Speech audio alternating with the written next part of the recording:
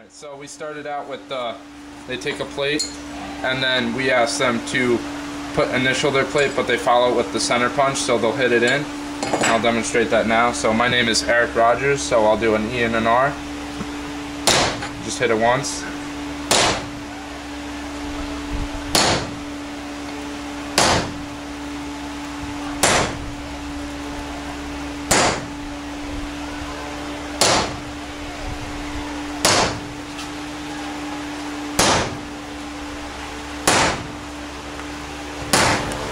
Alright, so they take this and then they'll weld the straight lines on there just doing a pass, or they'll start off doing lines here, which you can see on this plate. You can see that the kid went too fast on it and he probably didn't have the tip of the welder close enough, and that's why we got such a tiny line. In a good weld you're looking for, I don't know if we have one over here, you're looking for something a little bit fatter, like this weld down here. And this is gasless wire, so you do get the spatter and the I don't know what that's called. It's kind of like oxidation, I guess, a little bit. And then they'll do that, they'll practice beads, and we'll try to get them to make a good bead, and then we'll move them on to starting their name.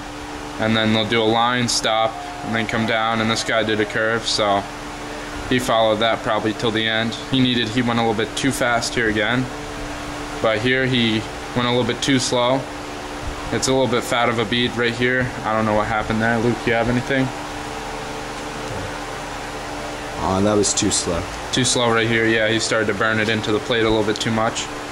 And then over here, we got them to weld a butt joint right here.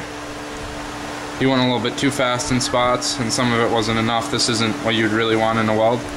And then back here, he did tack, tack, tack, tack, and then he did his weld.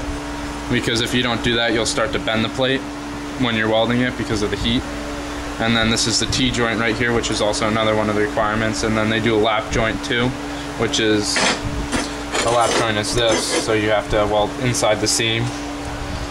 And then on the other side, you weld into the seam here too. But you also do 4 tacks on that.